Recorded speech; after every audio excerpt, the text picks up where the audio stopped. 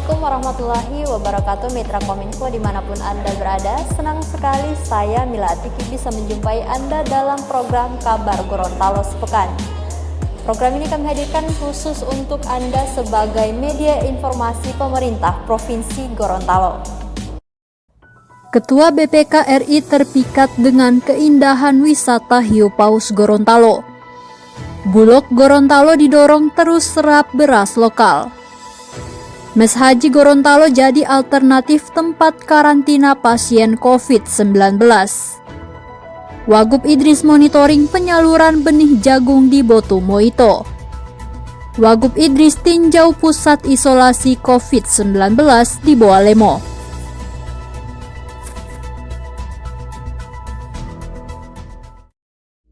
Nah, Mitra Kominfo, saat ini saya sedang berada di UPTD Museum Purbakala Provinsi Gorontalo yang berlokasi di Jalan Bypass, Kelurahan Tamalate, Kota Timur, Kota Gorontalo.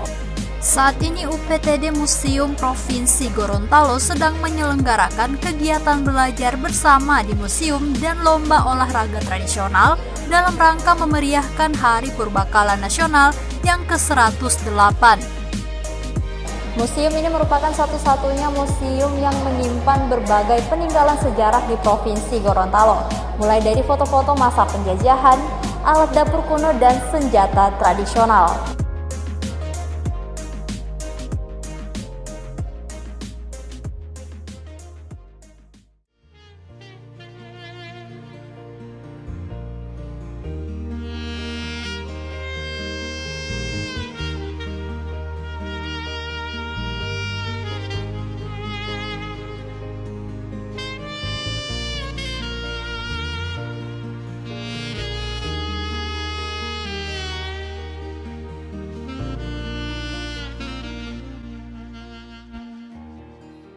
Ketua Badan Pemeriksa Keuangan Republik Indonesia Agung Firman Sampurna mengaku terpikat dengan keindahan wisata hiu paus.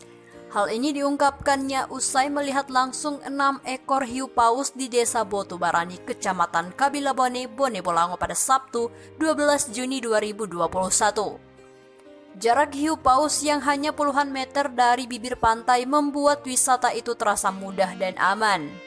Didampingi Gubernur Gorontalo Rusli Habibi dan Rektor UNG Dr. Edward Wolok, ia menumpangi perahu dan memberi makan hiu paus yang meliuk-liuk di sekitar mereka. Ketua Umum PPPBSI itu berharap agar Pemprov Gorontalo bisa terus mengembangkan wisata hiu paus Botu Barani. Menurutnya ini merupakan potensi wisata yang sangat layak jual.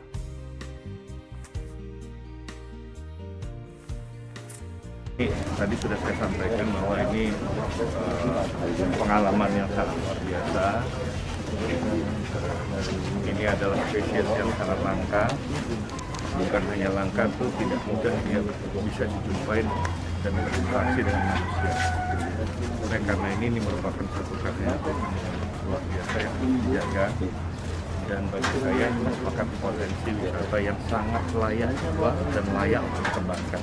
Karena itu pesan saya yang pertama adalah kita perlu menjaga ini, menjaga lingkungan dan kemudian membangun sistem kebijakan sehingga bisa menarik wisatawan. Tetapi pada saat yang sama kita juga perlu untuk menjaga kelestariannya, menjaga agar daerah ini ekosistemnya tetap bersih, jangan buang sampah sembarangan, dan memperhatikan cara-cara baru sehingga mereka bisa dipertahankan spesiesnya itu.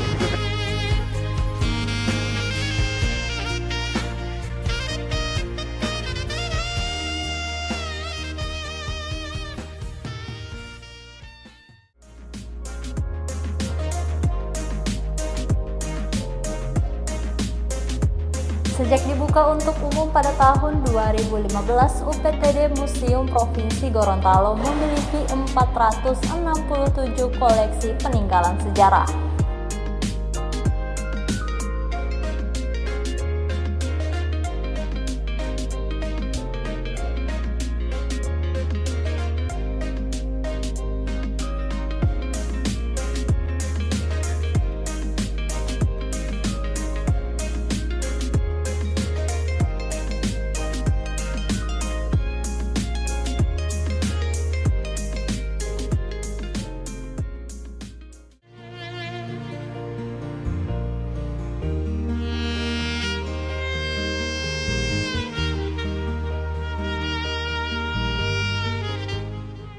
Gubernur Gorontalo Rusli Habibie terus mendorong Badan Urusan Logistik Gorontalo untuk menyerap beras milik petani lokal.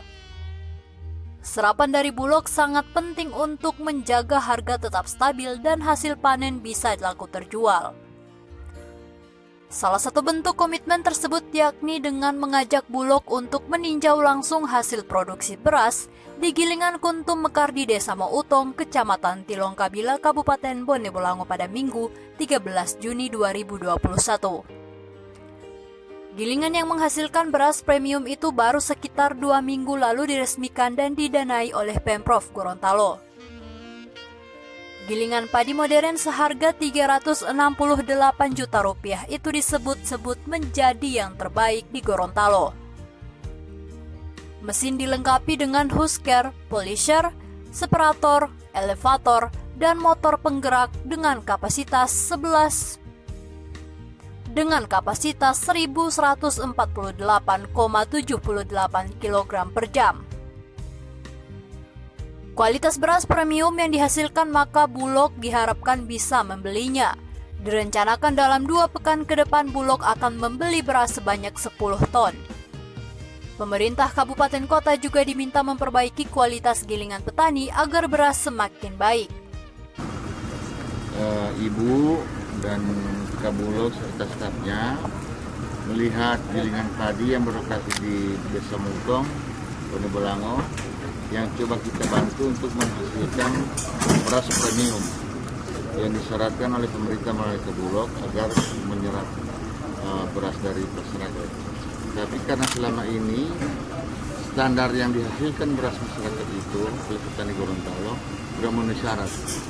Jadi kita berikan bantuan ini, ya kita ada lihat menurut beliau, nanti beliau sendiri mintanya. Dan harganya bisa ya antara 10.000 sampai 11.000 per kilo. Selama ini mereka jual paling tinggi 9.000 sampai 11.000. Yang ini sarapan Bulog untuk beras lokal bagaimana Pak? Kurang karena mereka juga ada dikasih syarat kualitasnya. Jadi karena kualitasnya harus standar, ya makanya kita adakan gilingan yang bisa menghasilkan beras bagus yang disyaratkan oleh Bulog.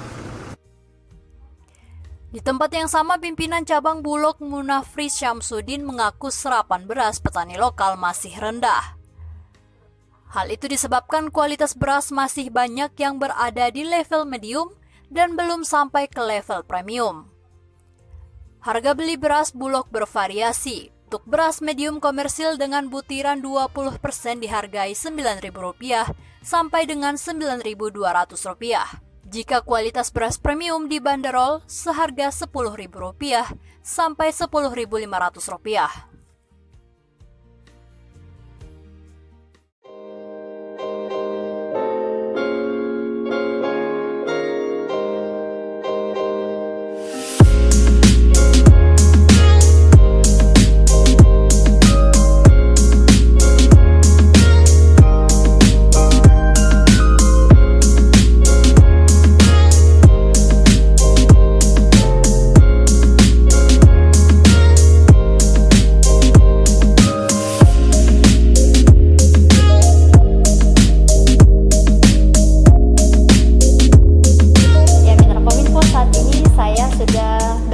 Dengan Kepala Seksi UPTD Museum Provinsi Gorontalo. Ibu, bisa perkenalkan nama dulu, Bu?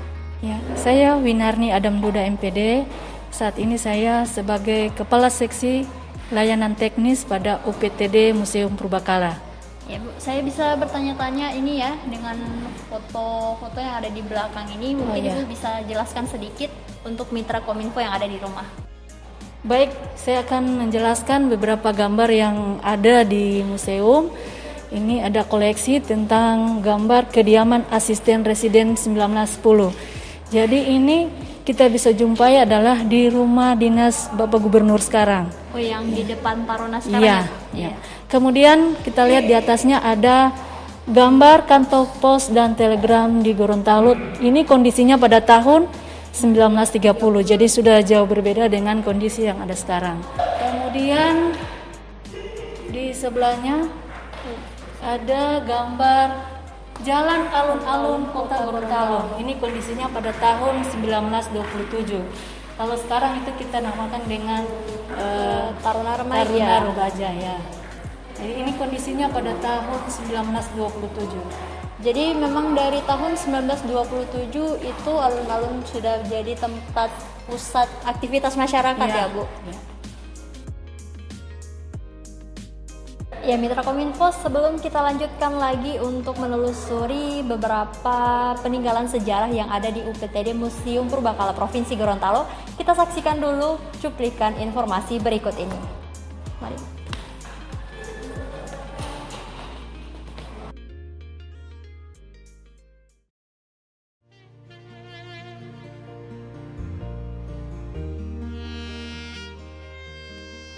Mes Haji Gorontalo disiapkan menjadi alternatif karantina pasien COVID-19 jika terjadi lonjakan kasus beberapa waktu ke depan. Hal itu terungkap dalam rapat unsur Forum Komunikasi Pimpinan Daerah yang berlangsung di Mes Haji Kota Gorontalo pada Rabu 9 Juni 2021. Mes Haji dipilih karena tempatnya yang representatif juga pernah digunakan sebagai lokasi karantina pasien COVID-19 awal pandemi tahun 2020 lalu. Terlebih pemberangkatan calon jemaah haji tahun 2021 ditunda sehingga lokasi tersebut cenderung kosong kurang terpakai. Gubernur Rusli belum bisa memastikan kapan rencana itu akan dieksekusi. Paling tidak, pihaknya sudah mengantisipasi jika terjadi ledakan kasus COVID-19 di Provinsi Gorontalo. Pihaknya meminta pemerintah kabupaten, kota, dan provinsi untuk terus melanjutkan proses pemeriksaan dini, pelacakan, dan perawatan COVID-19. Kalau ini sih karena masih merupakan pemiliknya dari pusat, kementerian, kita lagi akan izin. Tapi di samping itu kita juga sudah siapkan kurang lebih 100 kamar di Hotel LG, Diklat, dan di tempat-tempat masyarakat.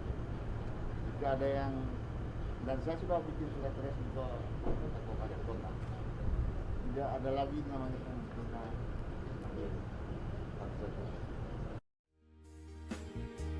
Kakanwil Agama Provinsi Gorontalo Syafruddin Baderung menyambut baik rencana Pemprov tersebut. Meski begitu, status Mes Haji sebagai unit pelaksana teknis Kementerian Agama Republik Indonesia, maka butuh izin dari Dirjen Haji Kemenak Republik Indonesia. Selain Asrama Haji Gorontalo, Pemprov Gorontalo juga telah menyiapkan beberapa tempat lainnya untuk karantina pasien COVID-19. Hotel LG di Kota Gorontalo dan Asrama Badan Diklat di Gone Bolango sudah sering digunakan untuk lokasi karantina.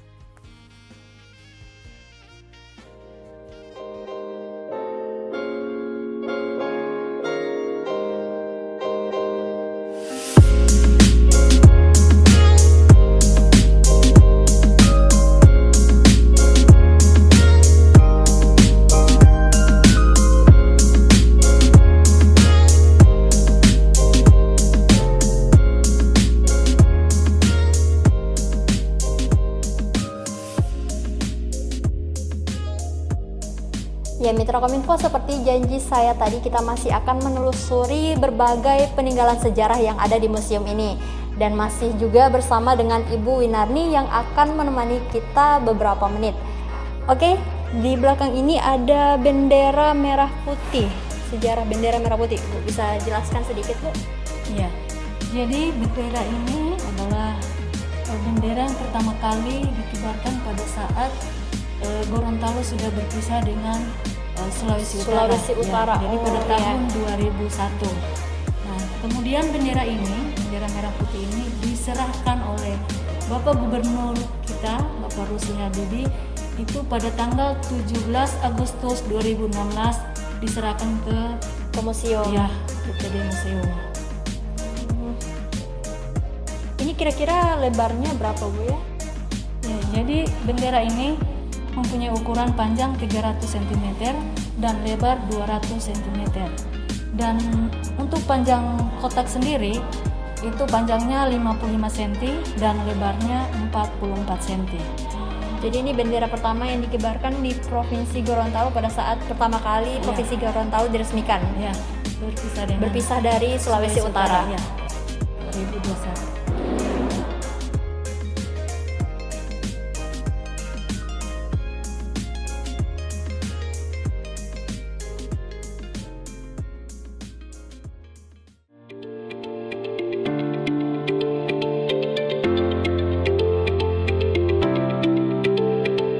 Wakil Gubernur Gorontalo Haji Idris Rahim melakukan monitoring penyaluran bantuan benih jagung yang dilaksanakan oleh pemerintah Kabupaten Bualemo di Desa Rumbia dan Desa Hutamono, Kecamatan Botumoito pada Selasa 15 Juni 2021. Idris menjelaskan tahun ini pemerintah Provinsi Gorontalo memperoleh alokasi benih jagung dari Kementerian Pertanian Republik Indonesia untuk lahan seluas 153.335 hektar. Dari jumlah itu, Kabupaten Bualemo memperoleh alokasi sebesar 35.035 hektar. Idris berpesan kepada anggota kelompok tani untuk tidak menjual benih jagung bantuan pemerintah. Wagub berharap adanya pengawasan yang melibatkan pemerintah desa, Babinsa, dan Babin Kamtipmas agar pemanfaatan bantuan benih jagung itu tepat. Bibit ini jangan dijual, sebagaimana masalah yang terjadi di Kabupaten Pohuwato yang sekarang ini sedang diproses oleh Polres. Jadi sekali lagi kami harapkan untuk jangan dijual. Yang belum dapat nanti kita akan berikan. Yang penting tanam, karena sekarang harga jagung itu cukup baik. Pada kesempatan itu, pelaksana tugas Bupati Bualemo Anas Yusuf mengimbau para petani untuk tidak lagi menanami jagung di lahan yang kemiringannya di atas 15%. Anas menuturkan Pemkab Bualemo akan melakukan konservasi lahan tersebut dengan menanaminya tanaman tahunan. Untuk lahan-lahan yang di atas 15%, kalau bisa jangan ditambah lagi, paduheng. Karena pasti suatu saat, pertama, untuk bantuan akan di-stop untuk lahan yang di atas kemiringan 15%. Yang kedua, ini memang untuk lingkungan berbahaya. Di beberapa tempat kan sudah terjadi banjir, terjadi longsor. Ini akibat mau tata mula. Karena lahan yang kita tanami, mirip-mirip lahan.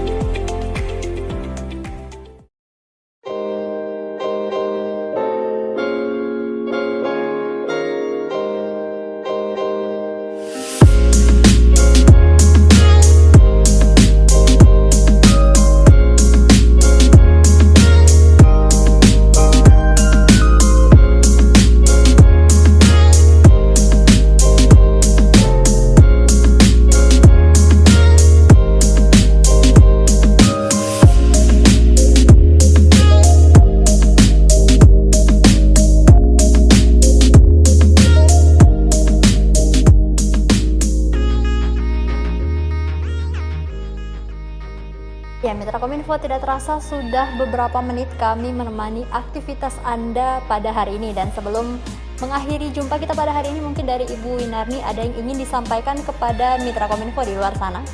Ya, baik, terima kasih. Kami harapkan dengan adanya ratusan jenis koleksi yang ada di sini bisa menjadikan sarana edukasi bagi masyarakat luas, khususnya generasi milenial. Dan saya mengajak untuk generasi muda bisa mengunjungi museum. Ayo ke museum, kunjungi, lindungi, dan lestarikan. Ya, Mitra Kominfo, itulah beberapa informasi yang dapat kami sajikan pada edisi kali ini. Semoga bisa bermanfaat bagi Mitra Kominfo dimanapun Anda berada. Dan jangan lupa untuk like, komen, share, dan subscribe channel dari pemerintah Provinsi Gorontalo. Saya Mila Atiki dan tim mengucapkan terima kasih. Assalamualaikum warahmatullahi wabarakatuh dan sampai jumpa.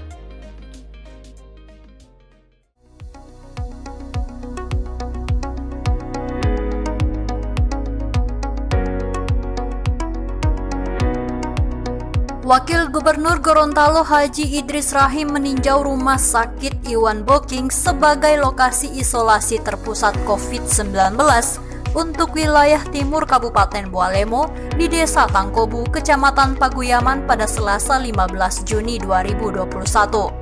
Pemerintah Kabupaten Bualemo telah menyiapkan 2 lokasi isolasi terpusat COVID-19, yakni di Puskesmas Lahumbo dan RSIB.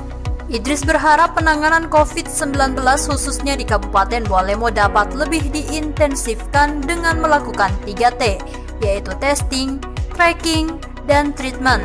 Wagub juga mengingatkan seluruh jajaran pemerintah Kabupaten Bualemo untuk tidak henti-hentinya mengajak masyarakat untuk mematuhi protokol kesehatan 3M, yaitu menggunakan masker, mencuci tangan, serta menjaga jarak. Dan saya lihat sudah beberapa pasien COVID-19 yang sudah sembuh dan insya Allah penanganannya makin lebih efisien lagi dan efektif untuk bagaimana mengatasi COVID ke depan ini.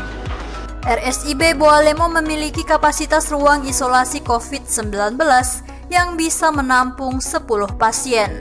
Dari informasi yang disampaikan oleh Direktur RSIB Dr. Artini, saat ini jumlah pasien COVID-19 yang dalam perawatan sebanyak 3 orang. Sementara sekarang 7, tapi hari ini 4 yang pulang karena sudah selesai perawatan.